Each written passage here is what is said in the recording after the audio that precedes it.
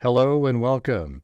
This is Gray Hughes of Gray Hughes Investigates on YouTube. This channel evaluates all aspects of true crime. As you are aware, videos and live streams in this genre often discuss elements of crime that may be disturbing to some viewers. If necessary, take the precautions needed to avoid these feelings.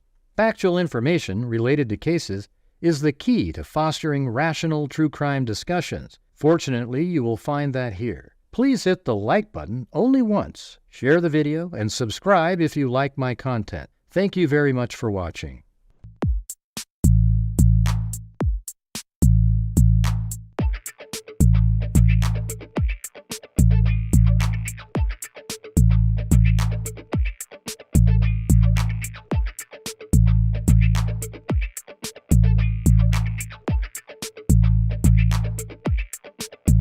Huh?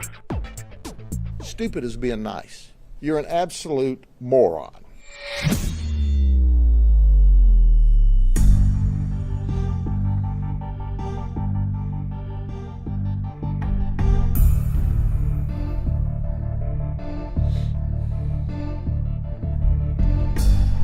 What's going on? This is what I was supposed to be doing tonight. Obviously, the support for my other topics that I was, I don't know, outside of the realm of true crime is abysmal. So I'm just going to have to, I don't know if I can ever do those again, It's wild.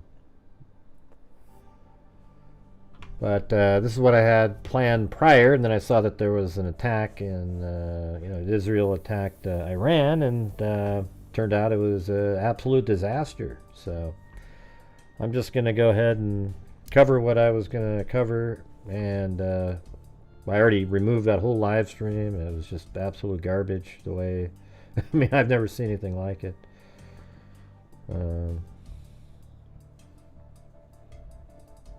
Yeah, I don't know, Cindy. Let me just... Yeah.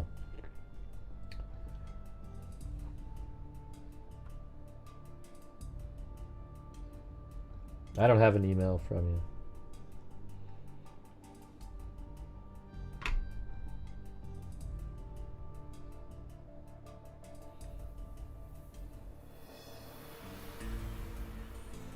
Yeah, I don't have an email from you, Lisa. So, what date was it again? The 16th or 18th? I don't remember.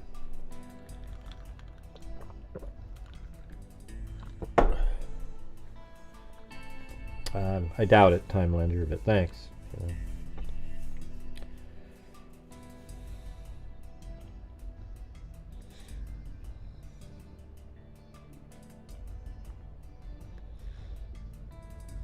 Well, just send it to me regardless if it comes together, Cindy. I'll determine if it comes together, all right? So you send it to me now, and then I'll look at it myself. I don't need to have you evaluate it and determine. You know what I mean? Yeah, I tried to do in that last stream, and absolutely was no support at all. I'm not even expecting support on this stream. I don't know what's happening. I'm just still doing my shows like I used to always do, and if I can get 150 people here, it's a miracle. I have no idea. So it is what it is.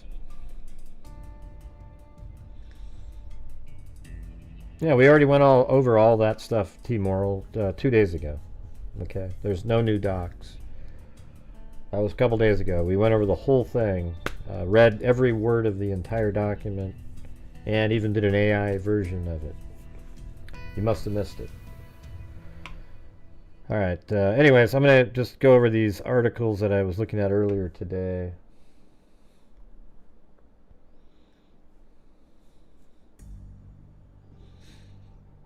Yeah, it's just, we got the... I don't know if you're considering the plane crash. The Israel attack in Iran is much bigger than any of these other stuff, like the protests and things like that. We always have protests here, all the time. I saw that video. It's kind of weird that one guy just I mean, I don't even know what that guy was. Maybe he's just pretending he survived. I mean, who the hell knows, right? Anyways, let's take a look at this. Right?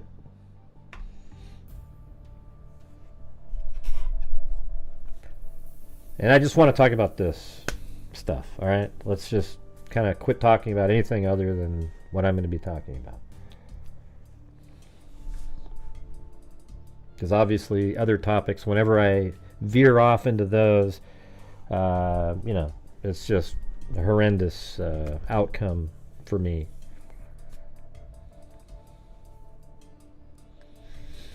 All right, so ahead of Brian Kohberger's trial, family and friends of Idaho murder victims speak out in new docu-series. So definitely going to have to watch that. But see, that's even before the trial. So will Ann Taylor ask for a delay after this comes out? When 4 University of Idaho students were brutally killed at an off-campus residence in November 2022, it shook the small, quiet college town of Moscow and made national headlines. Madison Mogan, 21, Kaylee Gonzalez, 21, Xana Kernodle, 20, and Xana's boyfriend, Ethan Chapin, 20, were all stabbed to death in bedrooms on the second and third floor of the home. 2 more roommates at the 1122 King Road residence, Dylan Mortensen and Bethany Funk, were home and unharmed. Early in the investigation, the surviving... It should have said not at home, like they were home. You should say they were in their rooms and were unharmed. You know, like saying home makes it sound like they weren't there. They were back at their actual house where they came from.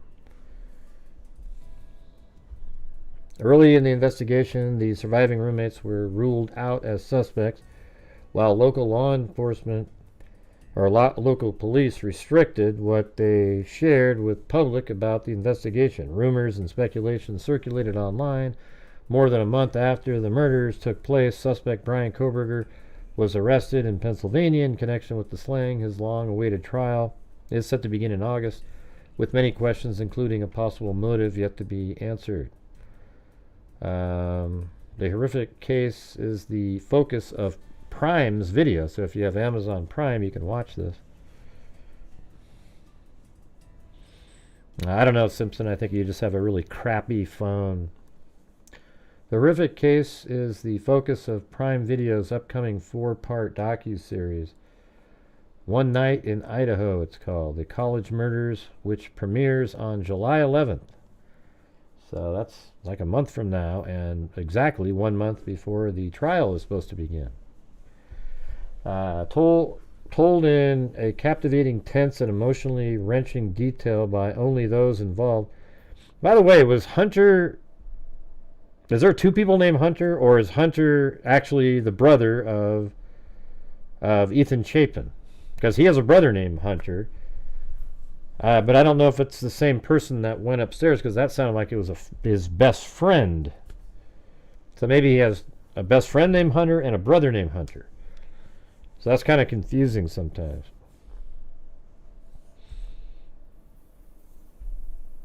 I don't know if this is... I don't think they're doing a dramatization of it. It looked like they had real people in there. Wow, so there's literally 2 people named Hunter. That's crazy. I mean, that is really... Maybe he became friends with the other Hunter because his name was... Hey, thanks, Lav. Appreciate it. Maybe because his name was Hunter, he's like, hey, we should be friends, right? The series centers on a family and friends of the victims, featuring exclusive interviews with Stacy and Jim Chapin. I think these are real people here that were friends with them or something. I don't know if this is like some weird... I mean, or it's them. I mean, I don't know. I can't see in the picture very well. Yeah, no, there's a lot of jacks. There's like 3 of them, really. Yeah, we know all that, yeah. Anyways, the series centers on the families and friends.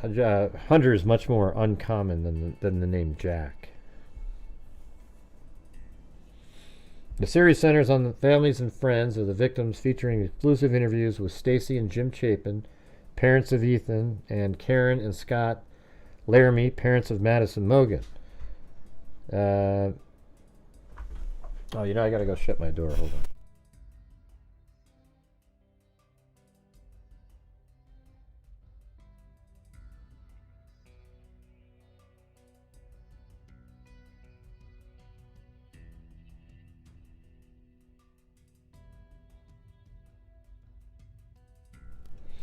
Yeah, I saw the real. That's why I said the real people. I've seen it. The trailer. There's this person out there who had just murdered our brothers, and he's still out there somewhere. Recalled Hunter Chapin, Ethan Chapin's brother, of his and his sister Maisie Chapin's emotional following the killing per the trailer. So this guy right here is this person, and that's an actual. This is Hunter Chapin, Ethan Chapin's brother. And it says Kohberger was first arrested in December 2022 after he was allegedly linked to the crime scene by DNA recovered from a knife sheath per a probable cause affidavit previously obtained by People. Additionally, investigators traced the location of his cell phone and obtained Lisa, just come on. Does it really matter how many of each one of these people there are? I'm just talking about Hunter. I didn't realize that there was 2 Hunters. Additionally, investigators traced the location of his cell phone and obtained surveillance footage that showed a car which appeared to be the same make and model as his driving to and from the scene of the crime. In a motion laying out his alibi, Kohberger's lawyer, Ann Taylor, said the suspect was out driving by himself on the night of the murders, but that he did not kill the 4 victims. Yeah, he was over at a park. He was Wawaway Park, looking at the stars. At the time of the murders, Kohberger was a PhD student in criminology at Washington State University in Pullman, Washington, about 8 miles from the residence where the students were slain. He is charged with 4 counts of murder and 1 count of felony burglary. In May of 2023, the judge ultimately entered a plea of not guilty for him. Kohberger's murder trial is set to get underway August 11th. Karen Laramie, Mogan's mother, she looks just like her, by the way, has previously opened up about her feelings regarding the trial being pushed back multiple times. I don't have a lot of comments on that, Laramie said on the Today Show in December of 2024. I would say that the legal system is not about the victims, and I'll leave it at that. Let's see, it says the docu-series is directed by Liz Garbus and Matthew Galkin and is produced by Amazon, MGM Studios, Skydance Television, Story Syndicate, James Patterson Entertainment, and Fairhaven. And this was another article that was sort of a link in that one. This is just from May 9th. Where is Brian Kohberger now? What to know about the Idaho murder suspect as he awaits trial? Almost 3 years after Brian Kohberger was arrested in connection with the November 2022 murders of 4 University of Idaho students, his trial is set to begin. Ahead of the trial, which will start in late July, per CBS News, the slayings of Madison Mogan, Kaylee Gonzalez, Anna Kernodle, and Ethan Chapin were featured on the May 9th Dateline episode, The Terrible Night on King Road. The episode contained previously unseen footage into the night of the murders. Gonzalez 21, Mogan 21, Kernodle 20, Chapin 20 were, we already went through all that. Kohberger has since waived his right to a speedy trial if he is convicted during his July trial. Why are they saying July trial? This is May 9th, 2025. It's August. Well, I guess if you count the last day of the month where they're doing jury selection, that'd be great.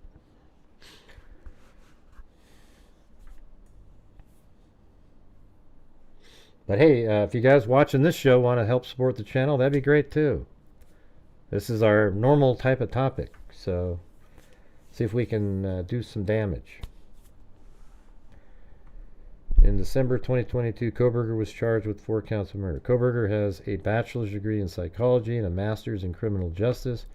Kohberger earned a bachelor degree in psychology at a local community college near eastern Pennsylvania hometown. Jack Bayless, who befriended Kohberger in 8th grade, told people that Kohberger was not very interested in psychology as a teen.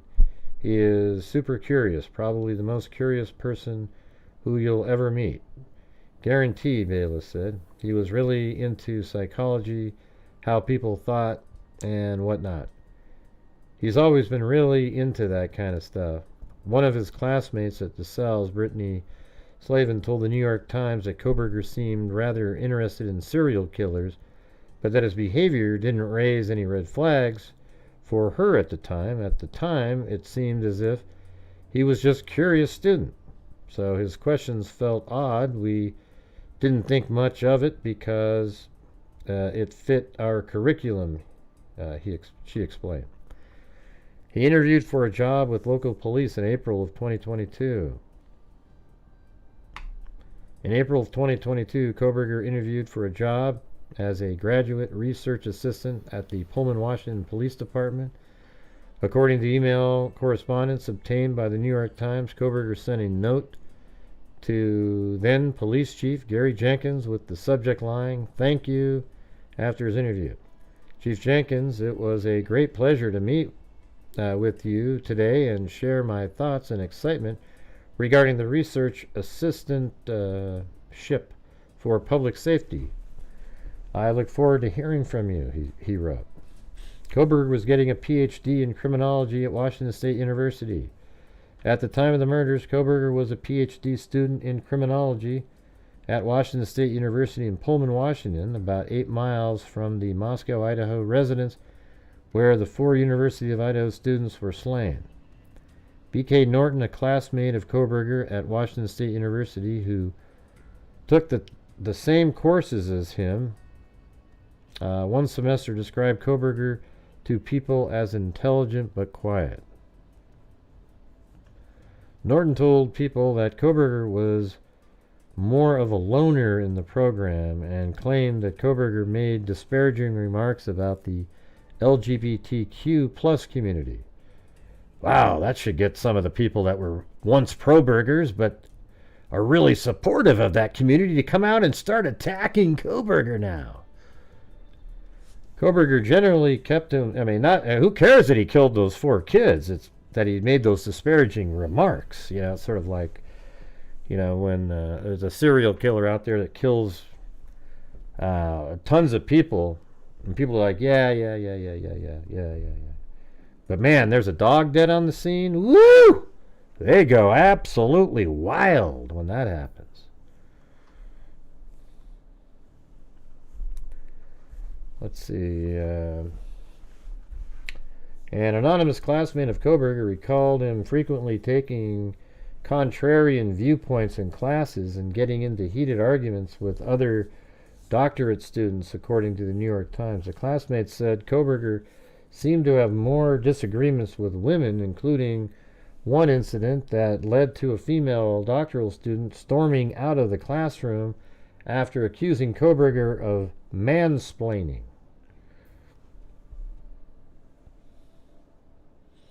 Kohberger generally kept to himself, Norton said, but he noted, "I know that there were students meeting with him after the murders. He was quiet and stared a lot, but after the murders he seemed more willing to talk and hold a conversation." An anonymous classmate of Kohberger's recalled him frequently taking, that's the contrarian part. While at Washington State University, Kohberger was also a teaching assistant. One of his students, Joey Famular, I didn't know there was all these people that were interviewed, said that his behavior changed after November 12th, 2022, when the murders occurred. Well, they occurred on the 13th, Definitely around then he started grading everybody just 100s, she told CNN in January 2023. Pretty much if you turned something in, you were getting high marks. Right. But before that, before he released his, you know what that's like? That's like the cigarette after sex, I guess, right? You know, like you have all this energy, and then you have that cigarette. That's what him grading the hundreds. So his sex was like his release was killing those 4 students. Yeah, really just Madison Mogan and the rest were involved or were just there. And then after that, he was like, now he's so relaxed. He's giving people 100s, etc. A local bar issued a warning to Kohberger months before the murders. Several months before the murders, Kohberger was warned about his interactions with women working and frequenting a bar in Bethlehem, Pennsylvania. Jordan Serlnek, the owner of Seven Sirens Brewing Company, told NBC News. Serlnek explained that the bar staff scan IDs of all patrons and that they can add notes in the internal system staff put in there. Hey, this guy makes creepy comments. Keep an eye on him. He'll have 2 or 3 beers and then just get a little too comfortable. The brewery owner added that Kohberger, I thought it said, I'm not sure why I said Kohberger. Jesus. The brewery, I've read it so many times by the Proberger nut jobs, it popped into my head. The brewery owner added that Kohberger would often sit alone at the bar asking female staff and customer questions about where they lived and who they were at the bar with. Serlnek said that if women weren't interested in conversing, that Kohberger would get upset with them a little bit, and that Kohberger called a female staffer the B word when she wouldn't answer the questions. During Serlnek's final interactions with Kohberger, he said, "Hey Brian, welcome back. We appreciate you coming back. I just wanted to talk to you real quick and make sure that you're going to be respectful this time and we're not going to have any issues." Kohberger seemed shocked at his remarks and told the owner, "I don't know what you're talking about. You totally have me confused." Kohberger never returned. Now the Probergers will say see, he's saying they got confused, so it was just somebody that looked like him, but it wasn't really Kohberger. Kohberger never, that's what the nut jobs will tell us all, that it wasn't really him. Kohberger never returned to the bar after the conversation. Kohberger followed all 3 female victims on See, this part I was thinking, this is sort of interesting. Right here. Hey, thanks, Jessica Schubach. Kohberger followed all 3 female victims on Instagram. Now, we haven't seen this in any of the documents, but here's what they're saying. While authorities have not revealed if the victims knew Kohberger, the suspect now deleted Instagram account, which was reviewed by people, and by the way, Jessica said, "I'm looking forward to going over the trial with you and the freaks." Yeah, well, I hope people actually show up here. I'm sort of nervous. It just feels like, I don't know. I don't know how to get I don't do I don't know how to do marketing. It's just not in my DNA or anything, and I don't know how to do any of that stuff at all. So you can tell, these people, all these other these channels that are really picking up, they have these people that the producers that work with them, they're just like regular people that are called producers, but they do everything for them. They're the ones that they set up their Patreon, they set up, what time they're going to do the videos, and they get all their information for them, and so they don't have to do anything. They just present the information. I don't have anything like that at all, and I don't know how to do it, and I talked to them, Cindy. So a lot of the ones that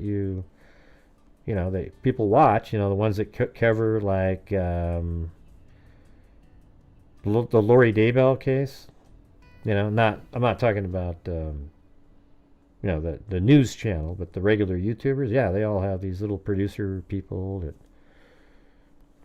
so I don't have that.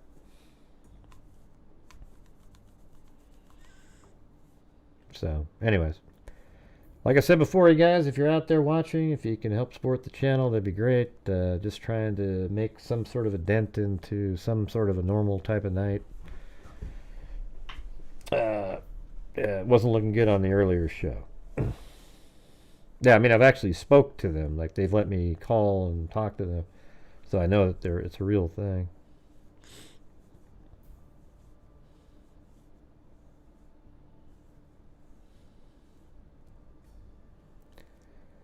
Let's see. The source added that the victim may... let me see. Female victim... We're already there. So, all 3 female victims on Instagram. Okay, while authorities have not revealed that the victims knew Kohberger, the suspect's now deleted Instagram account was reviewed by people before it was removed.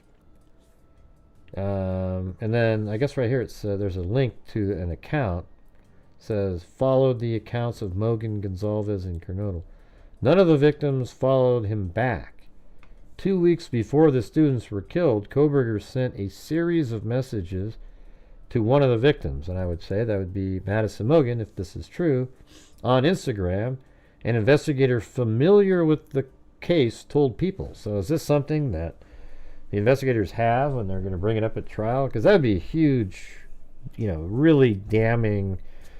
And, if the pro-burgers, I hope to God, if there's some pro-burgers out there, and they see that Kohberger literally was following all 3 of them and sent Madison Mogan specifically messages that she never responded to, that would sort of have some kind of a effect on you. Hey, thanks, Jay Clark. Welcome. He slid into one of the girls' DM several times, but she didn't respond, a source told People. Basically, it was just him saying, hey, how are you? But he did it again and again. The source added that the victim may not have ever seen the messages as they went into the message request folder on Instagram. There's no indication that he was getting frustrated with her lack of response, the source said, but he was definitely persistent. Kohberger also allegedly visited the Mad Greek restaurant. See, and then it's like, okay, well, you're saying that. How do we know that? In Moscow, where both Mogan and Kernodle were worked as servers in the weeks leading up to the slayings, according to a former employee, he came in at least twice to grab a vegan pizza. Alright, so it's not a vegan restaurant. They just serve vegan stuff there. Is this... Idaho suspect Brian Kohberger visited a restaurant where, according to a former employee at the Mad Greek restaurant, he came in at least twice to grab a vegan pizza. 2 of the victims, Madison Mogan and Xana Kernodle, were servers at the restaurant. It's unclear if either woman ever waited on Kohberger or if they ever interacted, but People confirms that a now deleted account that appeared to belong to Kohberger once followed both Mogan and Kernodle on Instagram, along with the 3rd female murder victim, Kaylee Gonzalez. So you have that one. And let's see what this one says.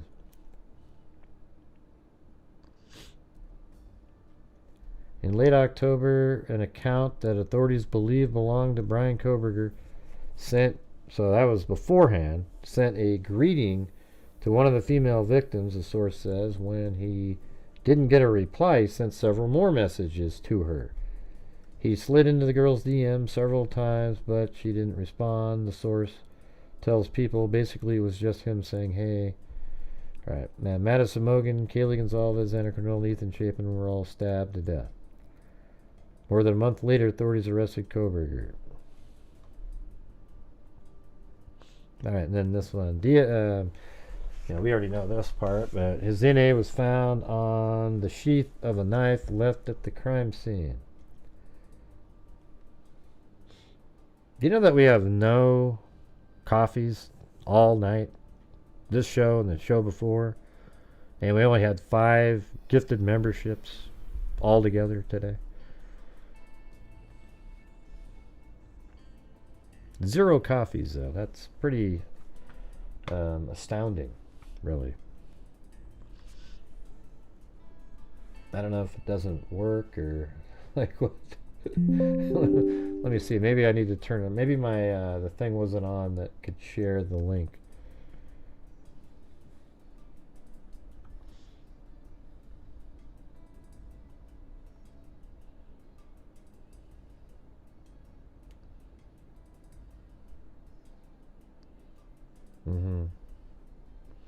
That's right.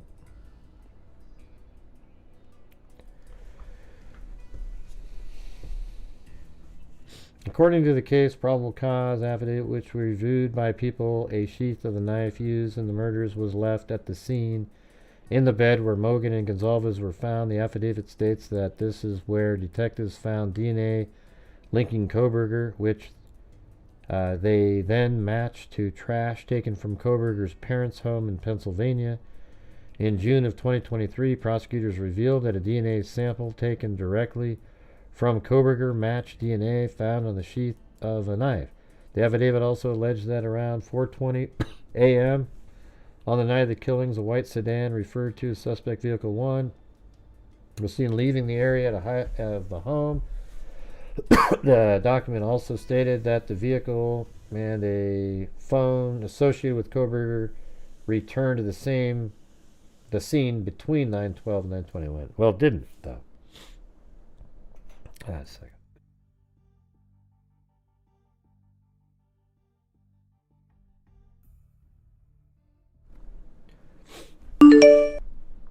Oh, well, there's Lisa Valenzuela. Hey, well, thanks. Anyways.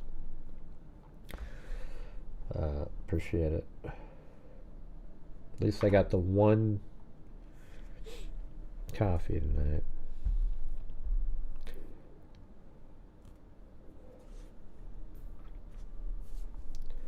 Additionally, the affidavit alleged a cell phone associated with Kohberger pinged in the area.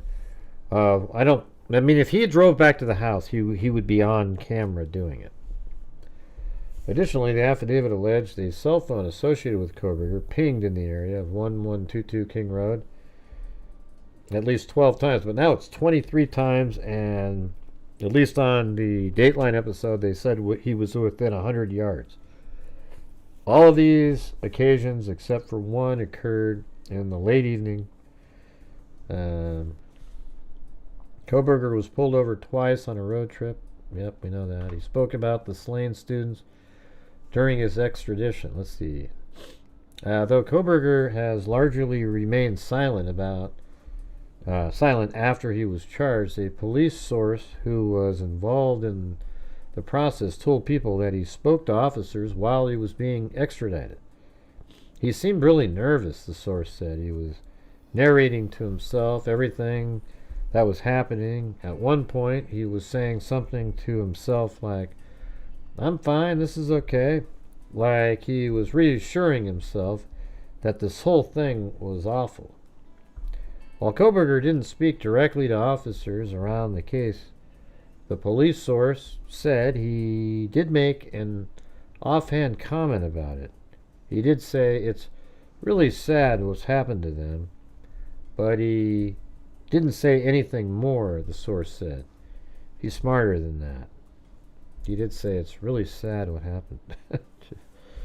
Kohberger claims he has an alibi. Yeah, that's his whole Wawa Park. He's currently waiting for trial. Anyways, just thought I'd talk about some of those things. It's, I thought, we don't hear much about this part right here. Kohberger followed all three female. I remember this whole thing, but a lot of people said, well, that was a fake account, but the thing is it was prior to the homicides, so how could it be fake? Like, how would somebody,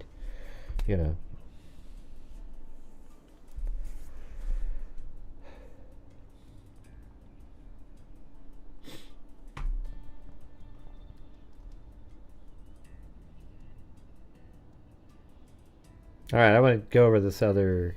This was actually on 48 Hours recently.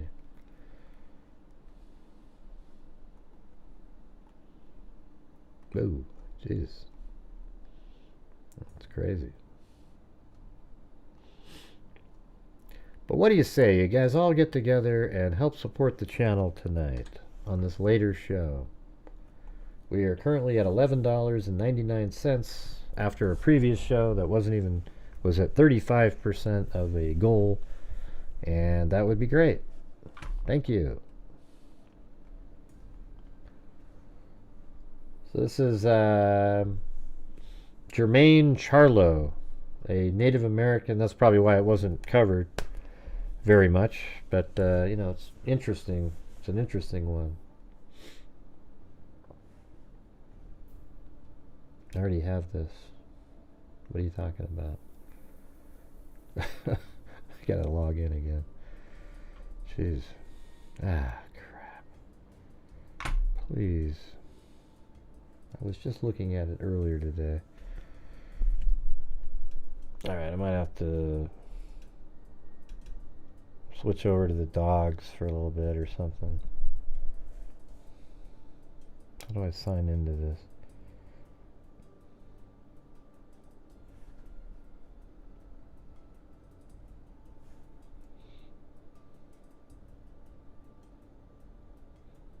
Let's see.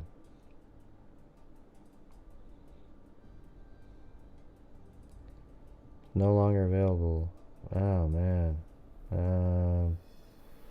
Let's see. Is this gonna work? Oh. I think I'm in there. Yeah. Yeah. Okay. All right. Yeah. Wow. Okay. That was making me nervous for a second. And there was Benny.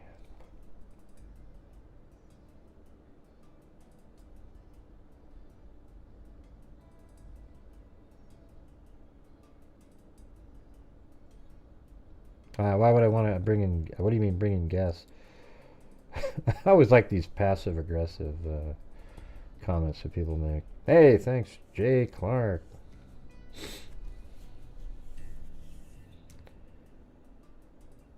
To invite a discussion. What? What does that even mean? Oh, man. I guess the mods aren't around tonight.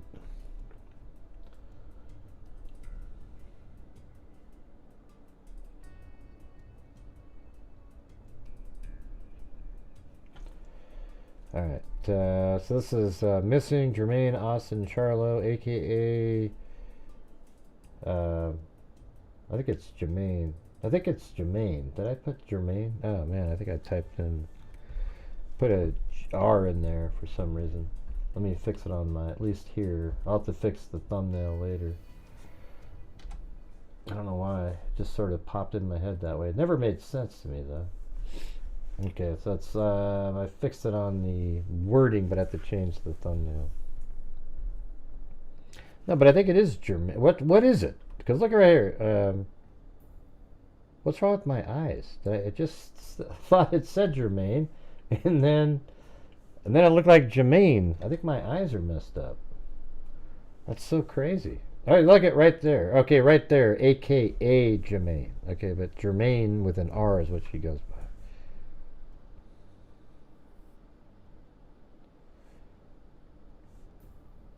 What does that mean, Jay Clark?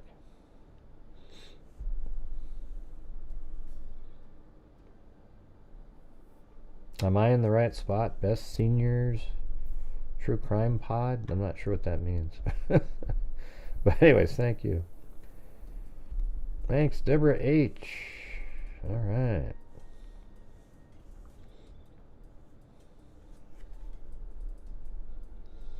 Now, my audience was large. And I mean, it wasn't ever large. I've always had like 300 to 400 people, but lately it's sort of just went. Whew. Hey, thanks, Deborah H. All right, so here we go. Missing Germain Austin Charlo, aka Germaine, Margot, Liz. So this is just this is way after. This is almost like a year or so afterwards, but. It's difficult to call it a celebration coming together for the 24th birthday of a woman not seen for 10 months. Germaine Charlo last seen running down an alley near 5th and South Russell Streets in Missoula. There's actually surveillance footage of that. That just came out recently. During the twilight hours of June 16, 2018, was celebrated on Tuesday in a way that was simultaneous plea for answers below the billboard on Highway 93 north, bearing Charlo's face and information. Family and friends gathered to mark Charlo's birthday. This is, let's see. It's actually a pretty weird case. Like she went missing when she's out at a bar, but she's at a bar with her ex-husband. What was it? Well, it's the father of her child. I think they were engaged at one point. And she has all these TikTok videos from back in the day when he was a firefighter, like a forest firefighter. So this guy ended up being a troll? That's weird. Come on, Jay Clark. Come on, just hang out. You know, you're on the watch list of the mods. You know. That's not really that funny, you know. It's just we're just doing a show, you know.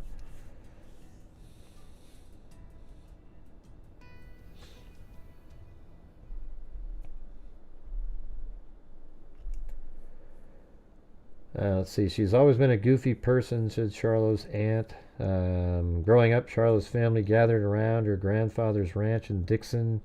She loved animals. Let me go to page A8 here.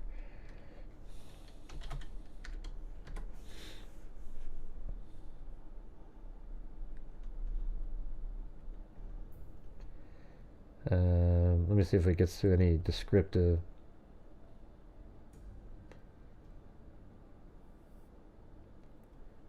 Of what happened.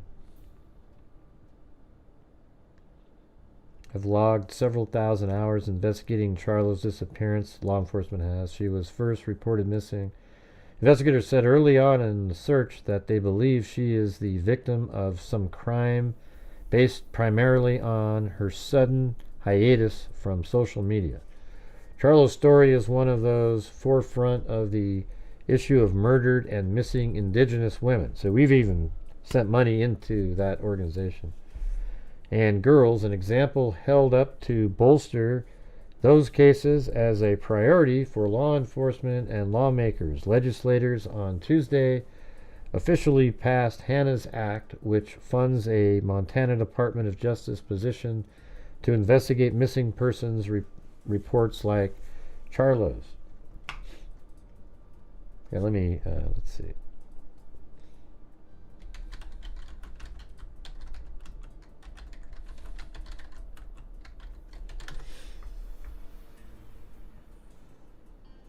Yeah, so this is her right here. I don't know if you can see that or not, but missing Germaine Charlo, last seen June 16th, 2018, Orange Street Market, Missoula, Montana. Germaine Liz Margo, 23 years old, 5'9", 130 pounds, brown hair, brown eyes, tattoos, flower on her chest, deer on her left shoulder blade, wearing gray hoodie with brown Under Armour logo, white shirt, blue jeans, blue and tan baseball cap with logo of 3 trees, and cowboy boots. That there. And here, let me show you on like TikTok. She's got tons and tons of videos that are still sitting there. There's Sam girls and Dean girls. Yeah, she just does a lot of these things where she has a voice playing and then imitates the voice. She's also got a YouTube channel.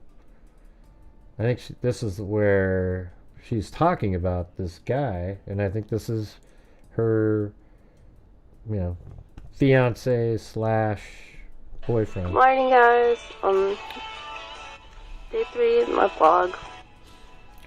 See, she went missing 5 years after these videos. I mean, these are 2013, this video. I didn't go to school today. I thought we were really actually going grocery shopping, but we're not, so I'm staying home today. Yeah. I'm just moving it forward. Week is a week. Talk your info. I do. I listen to country. A lot of people say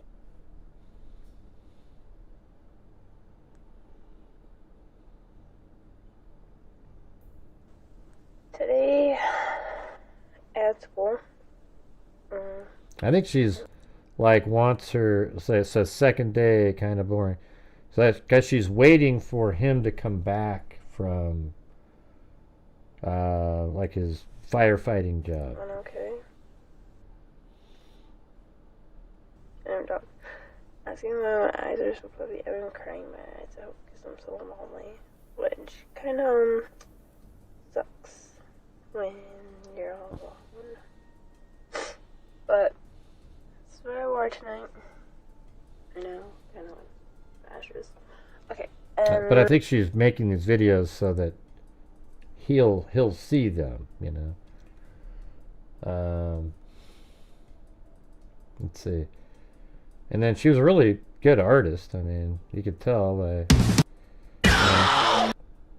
I'll just go to the end. Like she did eyes and stuff, and looks pretty good with the highlights and everything at the end. And there's some samples out there. I mean, I think those are buildings in the eyelashes with windows in them, and then, but that was way back then, and she got better and better and better at that.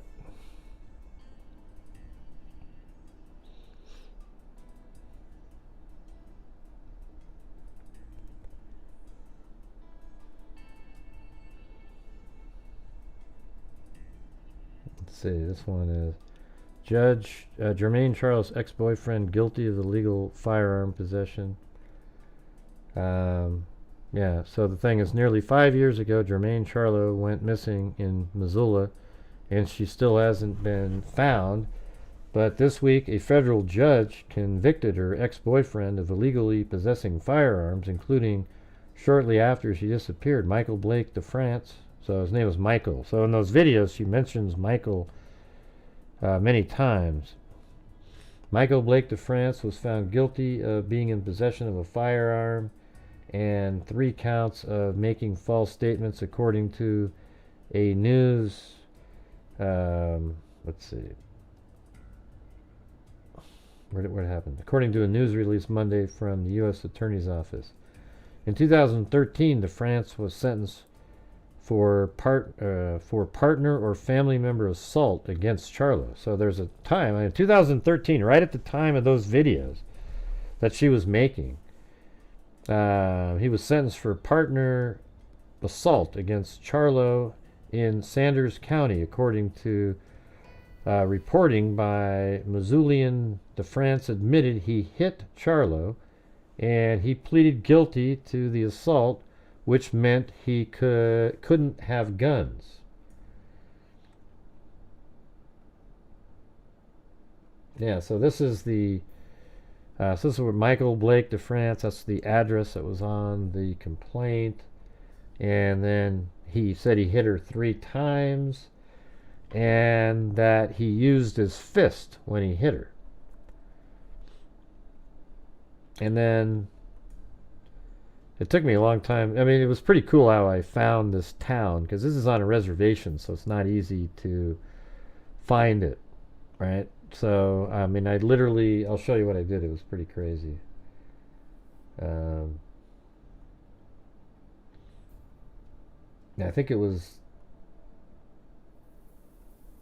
originally I had this photograph right here in that town, and so I went like this, and I kind of looked around, and then I saw those mountains up there that looked pretty close. See, like right up, I don't know if you can see that, but there's mountains right up there. And then I knew that this was the town. See, I couldn't find the town itself. So I literally, okay, what was the other one? Hold on, let me show you. It was really cool. It was one. It was a different image. There was one that was like a, yeah, this one right here. This is the first one that I used right there. So they were saying that she lived in this town. Okay, and I didn't know which house it was in this town, but I also didn't know where this town was, right? So look at the picture that you're looking at there. And so when you look at this, you see there's an island in the middle there. And so I knew that the reservation, because all they said was the name of this Flathead Reservation is inside this whole area here, I would imagine. So then I went down the whole stream here looking for the island. And then I came down, eventually made it my way all the way down into this area. And then I went, wow, look at that. There you go. That looked exactly like what you're looking at in that picture. So kind of like about that angle, like that. See, you even see that little miniature island, that one, this one, everything matched up. So then I go, okay, then there's the town right there. And then once I located the town, there was other pictures like this one in the 48 hours special. So then once I knew that I was in that town and it kind of looked like that, I then rotated it around from this town like this and saw that, okay, that is the exact spot. So look at right there. Can you see that? So let me just like, if I go right there and sort of, I think I can go down low like that. And you can see that that's the same mountains right there. See how those mountains, even the same dots and everything. It was crazy, the trees and everything that were up there. So after seeing that, I was able to kind of look and see that's the angle the photograph was taken right there, and that's the house right there that Germaine lived in. Because I couldn't find her on Ben Verified or anything like that. But it turns out in the document where the Michael DeFrance guy was who attacked is right there. You know, her boyfriend. He lived right there at that time. So look how close that is. So he hit her 3 times with an open fist.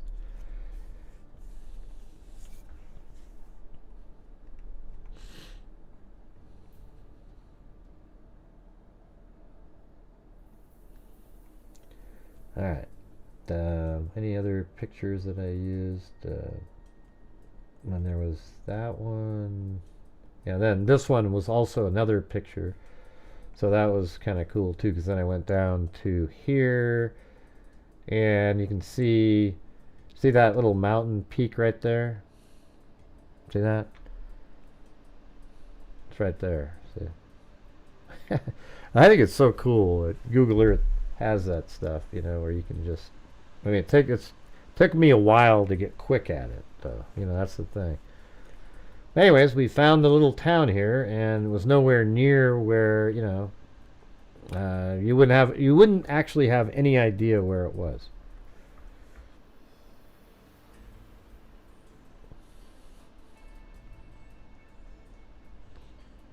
And then apparently she worked over here at Big River Cantina, this building right there. And this one does have street view here, so she worked there. And this is another one of the things where it was, let me see if I can find that one, where she worked. It was kind of hard, it was weird to, you know, the front of the building looks like this. In the 48 hours special, it didn't look like that, but the door was green and it was red. And the sign was over there, but then I realized that their photograph that they used was like this. It was just like that, and the green door, the red building, and then the Big River sign. So then that one, that's where she worked, right there. And that's not far away from her home at all. But hey guys, if you're out there, if you have the ability to help support the channel, I would appreciate it. We're still kind of only at like 55% for the whole day on 2 different shows. And I would appreciate your support. I mean, who else can do that, what I just showed you? Come on, guys. Alright, so you have that, and here is some surveillance footage. So apparently he beat her and stuff, and he wanted to be with her, but they had broken up, and they weren't together anymore. And this is video from earlier in the night when she went missing. This was the last time 23-year-old So Germaine Charlo was she's there, but her she was ex... seen leaving a bar called the Badlander in Missoula, Right. Montana on Friday, June 15th, 2018, and hasn't been seen since. That's her ex right here, this guy with the white hat, I think. The man standing behind her is Michael DeFrance. Yeah, Michael DeFrance. That's the guy that beat her at one point. He must be pretty tall. Charlo's ex-boyfriend and the father of her two If kids. she's 5'9". Police spoke with DeFrance, but they have not publicly named any suspects in her disappearance. I feel like I got this puzzle in front of me, but I don't. Well, they already know the answer, how to put the, you know, I mean, it's really one of those obvious kind of cases. Pieces on the table quite yet. One or two pieces could break the case. It's been 6 years since Charlo went missing. Police released this video to 48 Hours, hoping to generate new leads. Germaine walks out of view, so maybe somebody saw something that has never thought about contacting us. So if anybody has any information about that night or any aspect of this investigation about that night or any... Let me just see. Germaine walks out of view. Yeah, so apparently that was at this Badlanders right here in Missoula. Right here, and they say that that alley is kind of where the shot was. I don't know, it's hard to say, but like right in there. Maybe there's a back exit over there or something like that. Don't know. But this is where the family did some videos. You know.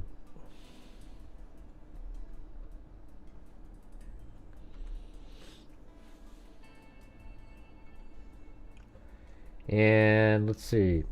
So he told police that after they were out together, she wanted to get dropped off somewhere else, I think in Missoula. And she had her cell phone with her. That's what he told police. And then they track her cell phone, and it's moving around between 2 a.m. He said he dropped her off, I think, at like 1. And then between 2 a.m. and sometime the next morning, her cell phone is moving around, let's see, right here in Ivaro. So it's moving around in this area here. And then look at this. Look where Michael DeFrance was staying at that time. So this is 2018. In 2013, he was living in another town. But look where Michael DeFrance was staying when her phone was here. I mean, that's just nuts, right? Badlanders is here, and the phone was right there. So then later he came forward and said, okay, well, I found her phone was in the car, and then I tried to get into the phone. That's why it was still being used. I was trying to look at it to see who she was communicating with. And then what I did was I drove the phone into Idaho on Highway 12 and threw the phone.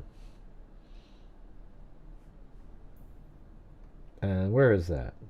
He said Highway 12. Yeah, so it's over.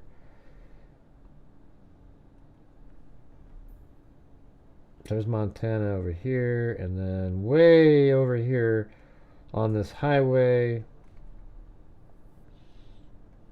I actually had to find a highway mile marker map of Highway 12, and then I was able to find the precise spot.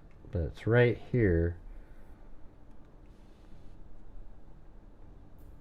And there should be there it is, Highway 94. I mean, mile marker 94 on Highway 12. He said he threw the phone in the water. And it's like, well, why'd you throw the phone in the water? I mean, or why'd you throw the phone away right there? And when, if there's somebody still alive out there, you would just give it to him, right? I mean, to me, it's just, it's one of those cases that's so obvious, but it's not been solved. And I would actually, if I was I think there's a certain point where you got to just give it a shot. Like they said, well, we want to make sure you only get one shot. Well, I mean, how in the hell is he going to get out of this? And apparently, though, interestingly, you know how they had kids together? They had a couple kids together. And she was sort of in between jobs and struggling, but he had a family that has money and an attorney, so he got custody of the kids. So it's weird. It's not a death out of like, oh man, I'm going to owe child support or something. It's more like he was just a really jealous person because she had just started dating somebody else. And that's why he did that. Now, he's got the kids, Zozo. He has the kids. Isn't that unbelievable? I mean, it's just crazy. So like I said before, you guys, any shot we could try to boost up the goal, get going tonight a little bit.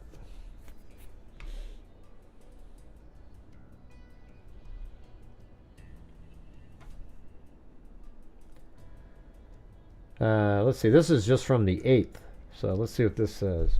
When Germaine Charlo's cell phone went silent in June of 2018, her family suspected something was wrong. She was very active on social media. She posted about everything. Valinda Morgo, Charlo's aunt, told 48 Hours. So for her to not be active on social media, then I knew something was not right. When Charlo didn't respond to calls or texts, Morgo, sick with worry, reported her missing to the Missoula Police Department. 6 years later, Charlo still has not been found. During that time, the Missoula Police Department and other agencies have been hard at work. What have investigators discovered about what may have happened to Charlo, and will she ever be found? The story begins on the night Charlo was last seen, June 15th, 2018, last night out at the Badlander bar. And that's the picture of them right there. And, like, she hugged this one guy, and then he folded his arms. He's just pissed off, On the night she disappeared, Germaine Charlo was at the Badlanders bar in Missoula, Montana, around midnight. She's captured in the alley behind the bar. See, I don't know. Let's see if we can determine when they keep saying alley behind the bar.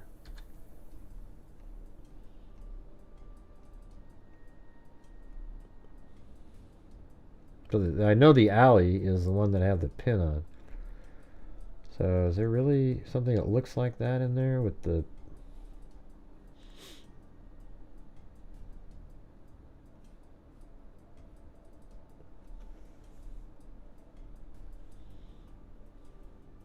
Yeah, I don't see stuff that looks like that. Like whatever those poles are and the... I mean, is it right out here? Or, oh, I guess those are sort of like that.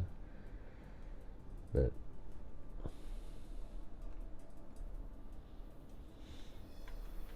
yeah, it just doesn't really make sense. Hey, thanks, Harry, me boy. I guess you're the only one that heard what I said. Thank you. On the night she disappeared, Germaine Charlo was at the Badlander bar in Missoula, Montana. Around midnight, she captured in an alley behind the bar on security camera footage excerpts shared exclusively with 48 Hours. Charlo's second from the left is highlighted. Let me look at one more. Go to this side really quick. Maybe there's a way to see something a little bit better.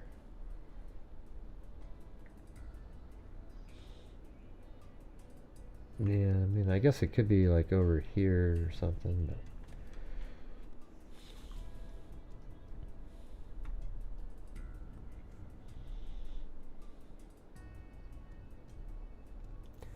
detectives spoke to multiple people who were in the alley, including the man standing behind Charlo. He's Michael DeFrance, Charlo's ex-boyfriend and the father of her 2 children. Charlo and DeFrance had plans together that night, though it's not clear why they met up or what they discussed. Yeah, I mean, it's sort of interesting that they went out together. But she was still communicating with, trying to be with him even after he attacked her. So I don't really understand. I mean, obviously, that's a classic syndrome, I guess. But just before midnight on June 15th, Charlo and DeFrance walked away in the alley behind the Badlanders bar, as seen in the screenshot from security footage. Where did they go next? When investigators asked Michael DeFrance that question, he told them the same thing he told Charlo's family when they asked, that he and Charlo had gotten into his truck and then he dropped her off at the Orange Street Food Farm. Let me see if I can put that in there. Yeah, see, still in the same town here. Right there. So he says he dropped her off here.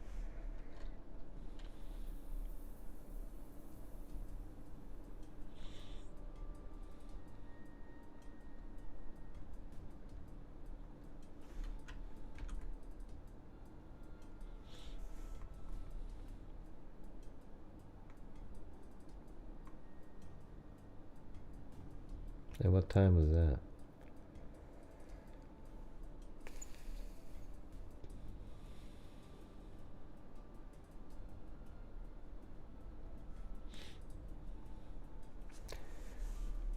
Orange Street Food Farm, a supermarket about 5-minute drive from the Badlander.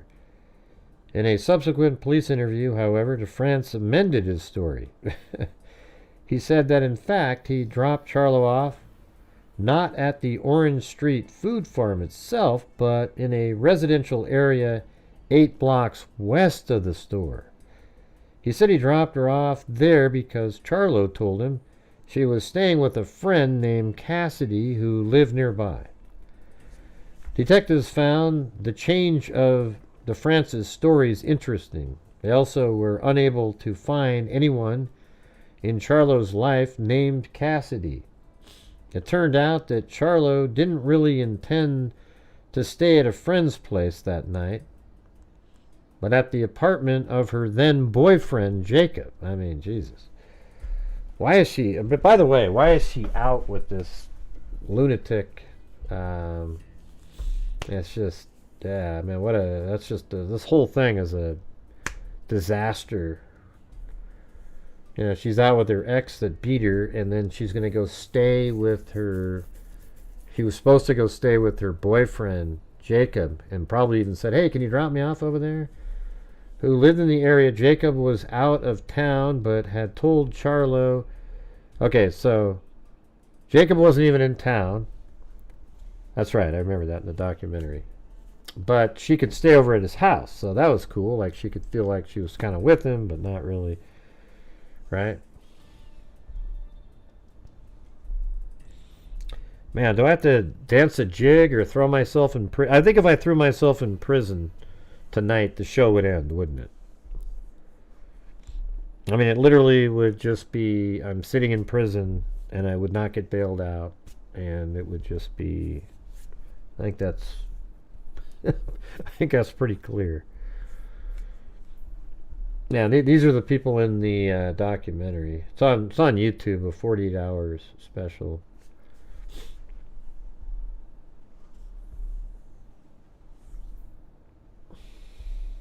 That's what I said, yeah.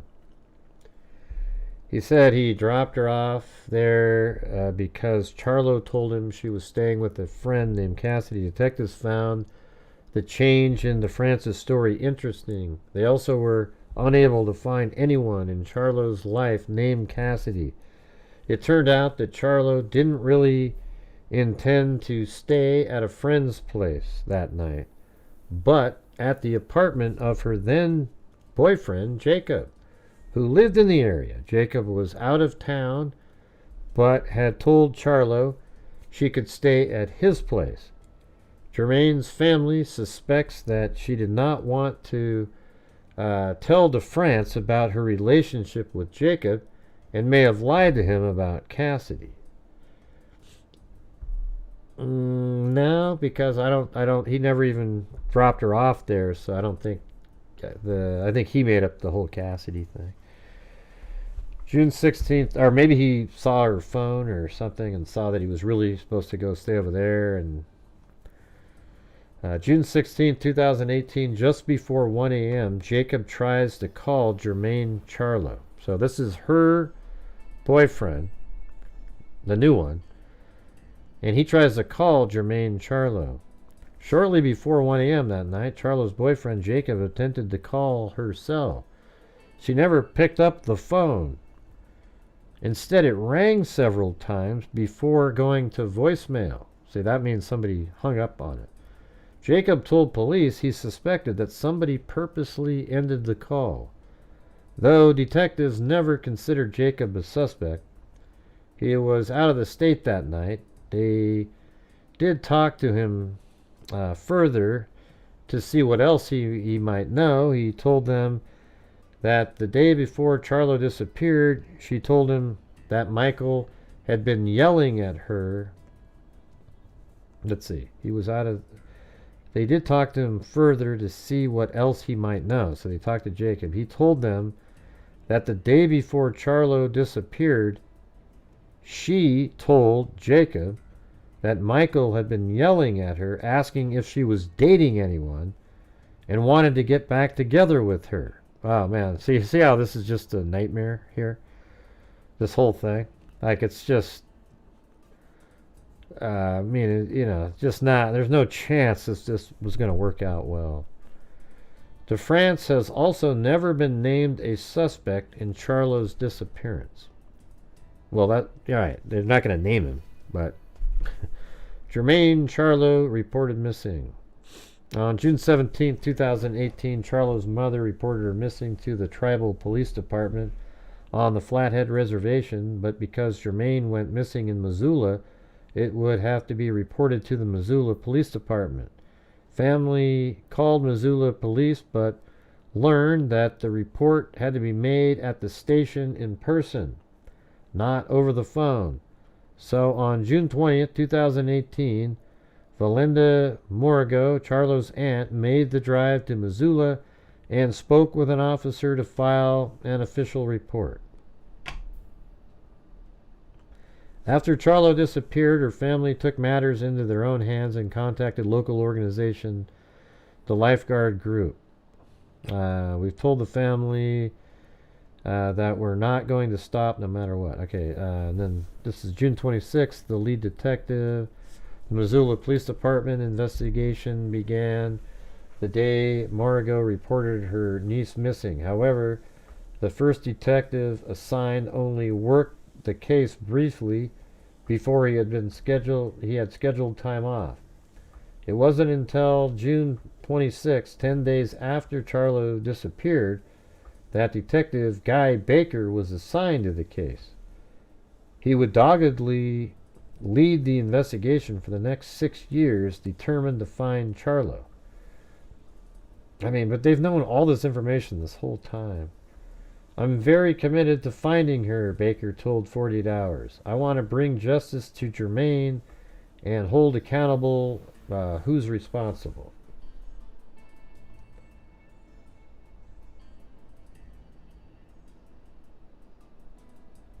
It's so weird. I'm missing these. Hold on. I feel like I have these. Yeah, there you go. That one.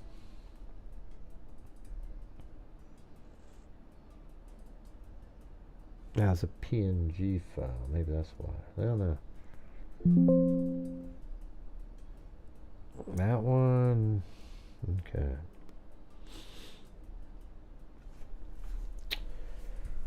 Guy Baker was assigned to the case. He would doggedly lead investigators. I'm very much committed to finding her, Baker told 48 Hours. I want to bring justice to Germaine and hold accountable who's responsible. On June 27, 2018, detectives obtained data linked to Charlo's cell phone. So listen to all this stuff. The data indicated that between the hours of 2 a.m. and 10 a.m., in the early morning hours of June 16th, after she disappeared, Charlo's cell phone was pinging off a cell tower in the area known as Ivaro Hill. And so Ivaro Hill is, yes, right here. I'm not sure where that tower is here, but somewhere. I was able to find where that's, there's a picture, this one right here. See that? So again, I did the same thing on this. I was like, well, where the hell is that? You know? And so then I'm looking around at the mountain range, and eventually I ended up, because of looking around like that, I was able to find the particular sign on the ground even. And it was right there. And it's so weird because it looks so different than what you would think. You know, it's right there. That's the sign.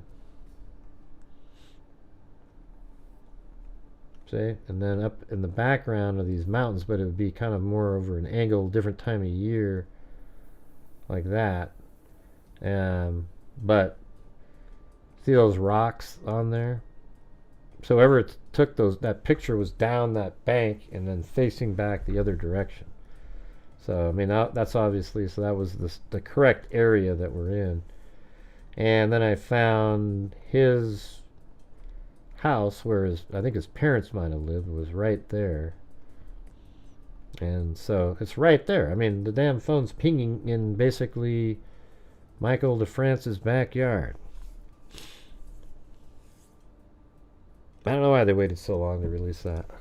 But hey guys, any chance we can get these super chats going in here? We are currently only at $40 and 50% of the entire night's goal. So if you appreciate this type of work here, where you can see everything laid out on a map, etc., I would appreciate your support. You guys know what is at stake at the end of the month.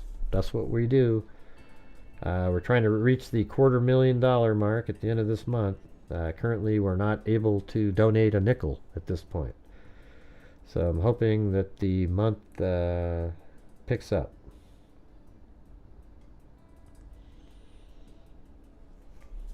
On June 27, 2018, detectives obtained data linked to Charlo's cell phone. The data indicated that between 2 a.m. and 10 a.m. in the early morning hours of June 16, 2018, after she disappeared, Charlo's cell pinged off a cell tower in the area known as Ivaro Hill. Ivaro Hill is a rugged, heavily forested area north of Missoula, and it's where DeFrance, Charlo's ex-boyfriend, was living at the time. DeFrance told investigators that he dropped Charlo off in Missoula around 1 a.m., so why was her phone pinging north of the city hours later? DeFrance changed his story. I mean, isn't that enough where a jury would go, okay, well, but here's the thing. Can you prove that she's dead? I guess that's the... I mean, maybe you need to have a judge declare her dead. Because why would she abandon her kids and nobody's heard from her since? You know, but why would her phone be pinging north of the city hours later? DeFrance changed the story and told investigators that Charlo's phone was with him. Missoula County Deputy Attorney Brittany Williams told 48 Hours in a subsequent interview, provided a statement that she left her cell phone and he attempted to go through her cell phone and he was unable to get into her phone. So he said, oh yeah, well, she left her phone on accident, so then I attempted to go through her cell phone and was unable to get into her cell phone. Then DeFrance told authorities that 2 days later on June 18th, while Charlo's family was desperately calling law enforcement for help, He discarded Charlo's phone in Idaho at mile marker 95 on Highway 12. Law enforcement searched the area but never found the phone. And by the way, why would you even know exactly the mile marker if you're just driving by in a truck? He was a truck driver at this time. And what do you do? Just, oh yeah, I threw it out at Highway 94. It's just weird. The phone's never been recovered, confirms Baker. Charlo's family wonders why DeFrance would throw Germaine's phone away. Baker declined to comment on a possible motive for disposing of the phone. 48 Hours requested an interview with DeFrance through his attorney. He declined our request. On the same day that the cell phone data was obtained, officers from the Missoula County Sheriff's Office went to DeFrance's property and spoke with his mother, Jennifer DeFrance. According to police documents, Jennifer DeFrance told an officer that Charlo had never been to the residence. Let's see. What's going on? On the same day that the cell phone data was... Oh, yeah. Yeah, so the cell phone pings in that area, but she didn't go to the house. According to police documents, Jennifer DeFrance told an officer that Charlo had never been to the residence. She also reported that Michael was still in love with Germaine and wanted to get back together with her.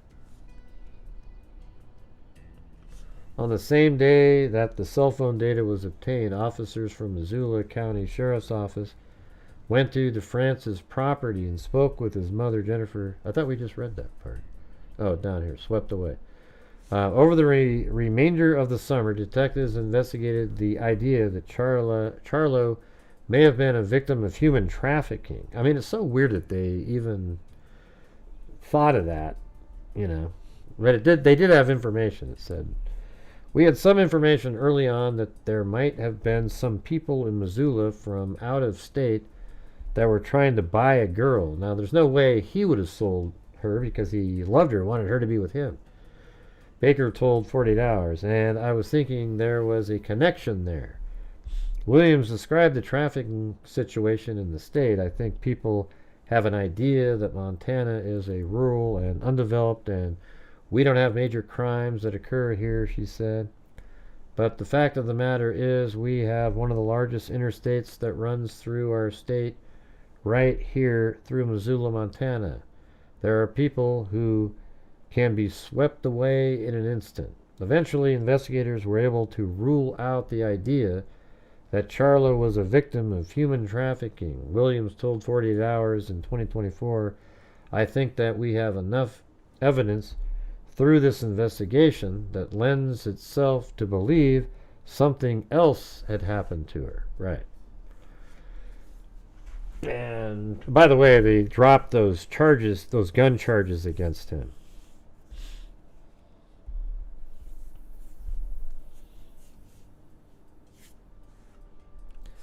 An officer with the Missoula County Sheriff's Department filed a search warrant application on August 2nd, 2018 that stated that the officer had reason to believe that a crime had been committed in Missoula. The application asked a judge to approve a search of DeFrance's property on Ivaro Hill. The officer hoped to visually observe and simultaneously video record by ground or air at any time of the day or night the outside of the premises, including all grounds.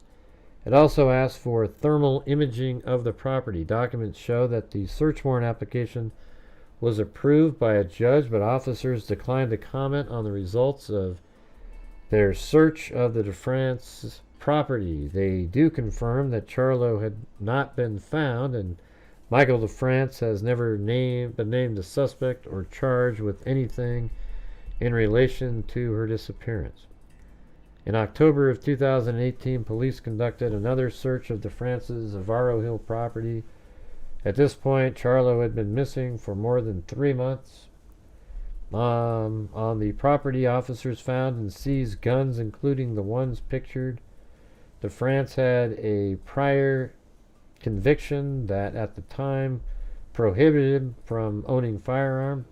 prohibited him from owning firearms. In May of 2013, DeFrance had pleaded guilty to partner or family member assault. Here, let's take a look at something. So that's in May of 2013. When is this? This is July of 2013. So she's posting. When is this one?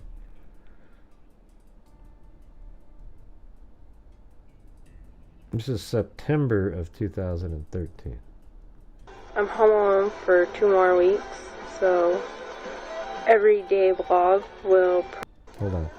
I don't know what else to say. This is my first vlog, so yeah. But I'm home alone for 2 more weeks, so... She says I'm home alone for 2 more weeks. Everyday vlog will probably be only me and Tom, my boyfriend slash fiance. Okay, that's Tom. Is that what she's saying, Tom now? Or... Boyfriend slash fiance. Only me and Tom, my boyfriend slash fiance. Tom, her boyfriend slash fiance, just a few months after that. That's kind of interesting. I thought that was the same one. Weird. I usually don't do much. I'm just a lazy ass bitch who's supposed to be a housewife. Huh. That's kind of wild.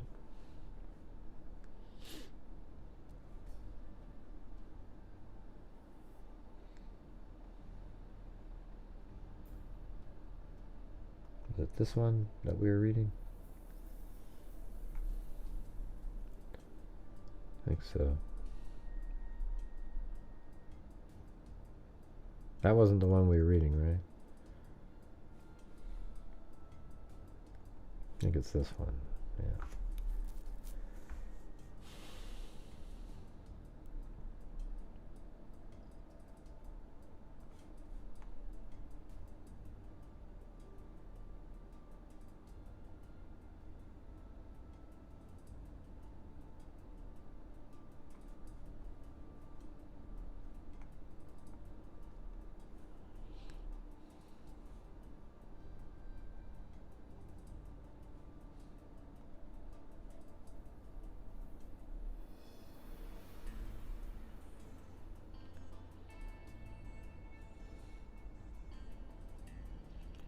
The application asks the judge to approve a search of DeFrance's property on Navarro Hill.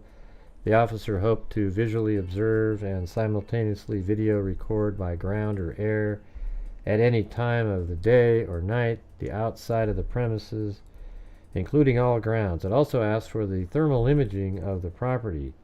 Documents show that the search warrant application was approved by a judge, but officers declined to comment on the result of any of their searches of the DeFrance property. They do confirm that Charlo has not been found and Michael DeFrance has never been named a suspect or charged with anything in relation to her disappearance. In October 2018, police conducted another search of the Francis Navarro Hill property. At this point, Charlo had been missing for more than 3 months. On the property, officers found and seized guns, including the ones pictured. DeFrance had prior conviction that at the time prohibited from owning firearms. In May of 2013, DeFrance had pleaded guilty to partner or family member assault. According to 2013 police report, DeFrance admitted to hitting Charlo with an open hand, then twice more with his fist. Charlo reported that DeFrance had shoved her onto the hood of his van, punched her in the ear, the temple, and cheekbone, and then spit in her face and told her she was horrible. When DeFrance pled guilty and was sentenced for the incident in 2013, part of his sentence at the time was loss of his firearm rights. So in 2018, police confiscated his guns.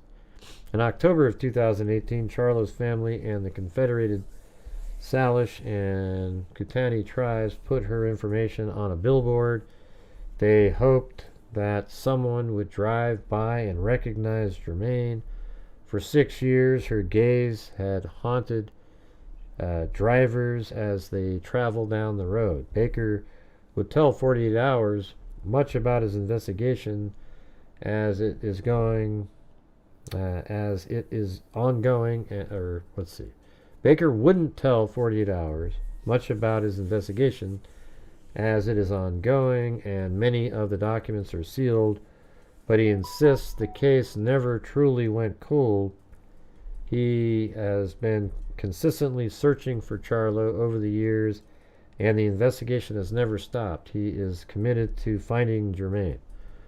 I guess when I see that billboard, I'm frustrated, he said. I've never worked a case like this before. We tried to uncover and turn over every rock possible. Germaine Charlo's family still hopes that one day she might be found, though they no longer believe she is alive. For Charlo's aunt, Danny Matt, justice for Charlo means bringing her home and letting her rest with our family up on the hill. If you have any information about Germaine Charlo's disappearance, contact Missoula Police Detective Guy Baker at 406-552-6284.